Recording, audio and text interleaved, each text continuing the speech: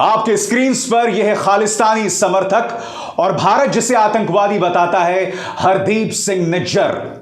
यह इंसान जो कनाडा में रहकर भारत विरोधी काम करता रहा और इसकी हत्या जून 2023 में कर दी गई रहस्यमय ढंग से एक गुरुद्वारे के सामने। अब इसकी हत्या भारत और कनाडा के बीच में जबरदस्त तनाव का विषय बन गई है। हालात इस कदर पहुंच गए हैं कि भारत और कनाडा के बीच में रिश्ते इस कदर खराब नहीं हुए जैसा कि अब हो रहा है। सबसे पहले मैं आपको बतलाता हूं हुआ क्या। यह हैं कनाडा के प्रधानमंत्री जस्टिन ट्रूडो। जस्टिन ट्रूडो अपने पार्लियामेंट में आते हैं और इस बात की घोषणा करते हैं कि हरदीप सिंह निज्जर जो कि एक कनाडा का नागरिक है, उसकी हत्या के पीछे भारतीय एजेंसीज का हाथ है। खुलेआम यह व्यक्ति ये कहता है, जबकि इस मामले की जांच अभी चल रही है। भारत ने अपना हाथ होने से सिरे से खारिज किया है। तो जब मामले की जांच चल रही है तो जस्टिन ट्रूडो ने इस तरह से गैर जिम्मेदाराना रवैये का परिचय क्यों दिया? मैं चाहूंगा आप सुने जस्टिन ट्रूडो क्या कह रहे हैं, फिर मैं उसकी चर्चा करता हूं। Over the past number of weeks, Canadian security agencies have been actively pursuing credible allegations of a potential link between agents of the government of India and the killing of a Canadian citizen, Hardeep Singh Nijjar.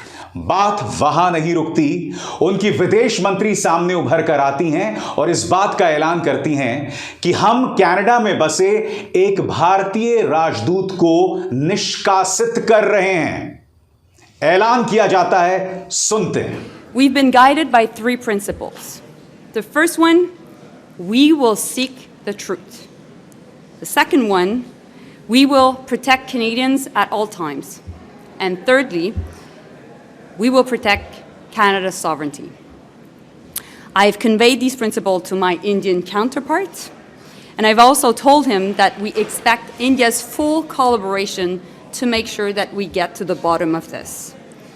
And as of today, and as a consequence, we've expelled a top Indian diplomat from Canada. तो जैसे मैंने कहा दोस्तों, मामले की जांच चल रही थी, बावजूद उसके कनाडा सरकार ने इस गैर जिम्मेदाराना रवैये का परिचय दिया। भारत सरकार ने इसका करारा जवाब दिया। भारत सरकार का यह कहना है कि हमारा हाथ इस हत्या में नहीं है। उनका बयान सामने आता है। बात वहां नहीं रुकती। जवाबी कार्रवाई में भारत में बसे एक कैनेडियन राजदूत को एक्सपेल कर देते हैं। विदेश मंत्रालय क्या बयान जारी करता है आपके स्क्रीन पर। The High Commissioner of Canada in India was summoned today and informed about the decision of the government of India to expel a senior Canadian diplomat based in India. The concerned diplomat has been asked to leave India within the next 5 days. The decision reflects the government of India's growing concern at the interference of the Canadian diplomats in our internal matters and their involvement in anti-India activities. सख्त लफ्जों का इस्तेमाल यहां पर विदेश मंत्रालय कर रहा है। चूंकि कनाडा ने हमारे एक राजदूत को हटाया, इसका जवाब भारत सरकार ने इस तरह से दिया है और यह कहकर कि ये जो डिप्लोमैट्स हैं भारत के अंदर भारत विरोधी गतिविधियां कर रहे थे। आज कनाडा सरकार से मेरे कुछ सवाल जिनका मैं जवाब चाहूंगा। भारत सरकार यह स्पष्ट कर चुकी है कि हरदीप सिंह निज्जर की हत्या में उनका कोई हाथ नहीं है। हरदीप सिंह निज्जर वो आदमी था दोस्तों जो भारत के खिलाफ गतिविधियों में शामिल था, भारत विरोधी गतिविधियों में शामिल था। मगर इससे पहले मैं चाहूंगा कि कैनेडियन गवर्नमेंट कुछ सीधे सवालों का जवाब दे। दोस्तों, हरदीप सिंह निज्जर वो आदमी था जो एक गलत पासपोर्ट पर कनाडा में प्रवेश करता है, अपने आप को रवि शर्मा बताता है। बात वहां नहीं रुकती। उसके बाद वो कैनेडियन प्रशासन को यह भी बताता है कि मेरे साथ भारत में अत्याचार हो रहा है, मगर कोई सबूत नहीं दे पाता। फिर वो एक कनेडियन महिला से शादी करता है और यह सोचता है कि कम से कम इसकी बदौलत उसे नागरिकता मिल जाएगी। इन तीनों मोर्चों पर कनेडियन सरकार उसे नागरिकता नहीं देती, उसे शरण नहीं देती। मगर फिर कुछ महीनों में रहस्यमय तरीके से हरदीप सिंह निज्जर को नागरिकता मिल जाती है। सवाल कैनेडियन सरकार से कि अपने रिकॉर्ड्स को खंगालिए। आपने खुद एक नहीं, दो नहीं, बल्कि तीन बार हरदीप सिंह निज्जर की याचिका को खारिज कर दिया था, उसे नजरअंदाज कर दिया था। तो फिर आज आप इस व्यक्ति के लिए आंसू क्यों बहा रहे हैं? हरदीप सिंह निज्जर का और क्या रिकॉर्ड है दोस्तों? हिंदुस्तान टाइम्स इस पर क्या कहता है, मैं उसे आपको पढ़ के सुनाना चाहता हूं। स्क्रीन पर लगातार आता रहेगा।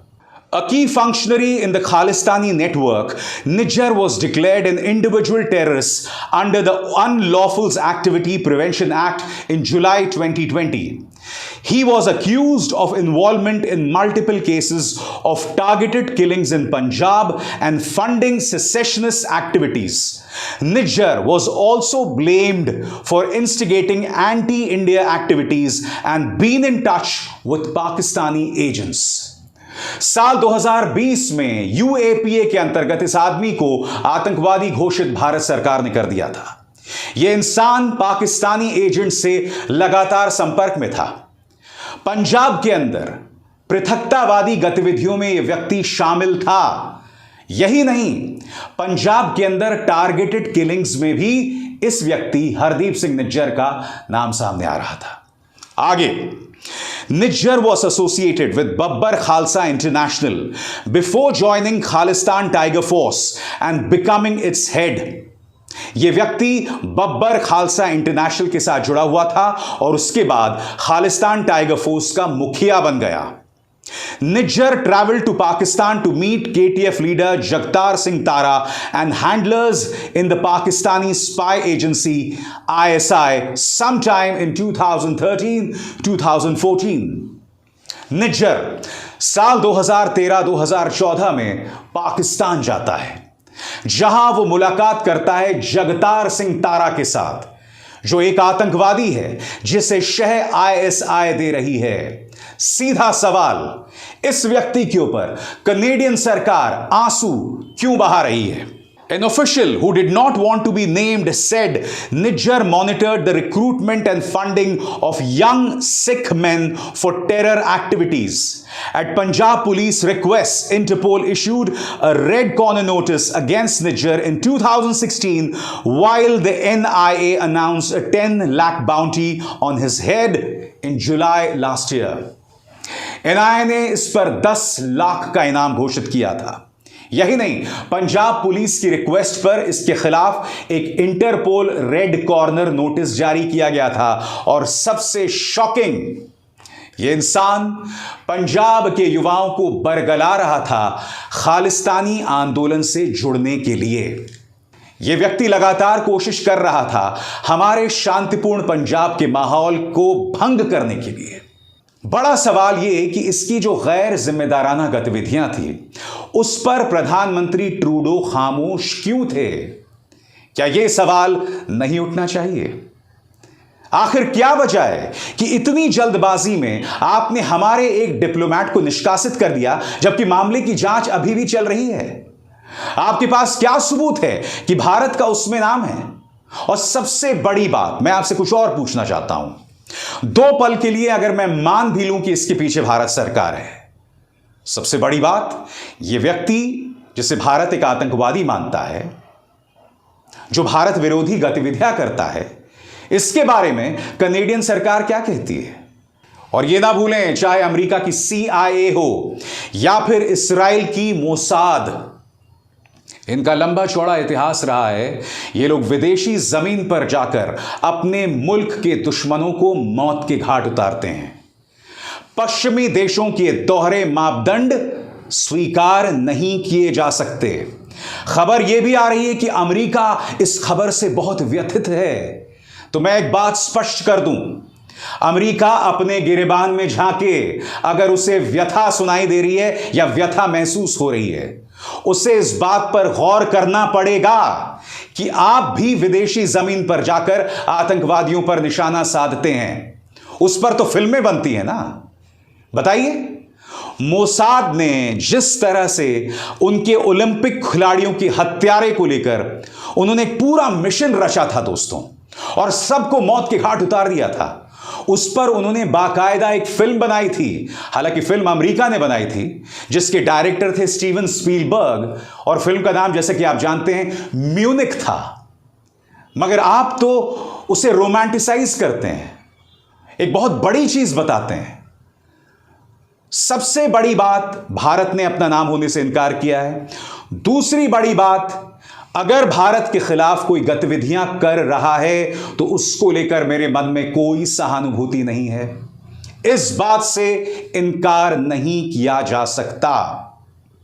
इसीलिए मेरा मानना है कि कनेडियन सरकार की जो हरकत है वो बहुत ही इमेच्योर है, बहुत ही अपरिपक्व है। अभिसार शर्मा को दीजिए इजाजत। नमस्कार। स्वतंत्र और आजाद पत्रकारिता का समर्थन कीजिए, सच में मेरा साथी बनिए। बहुत आसान है दोस्तों, इस ज्वाइन बटन को दबाइए और आपके सामने आएंगे ये 3 विकल्प, इनमें से एक चुनिए और सच के इस सफर में मेरा साथी बनिए।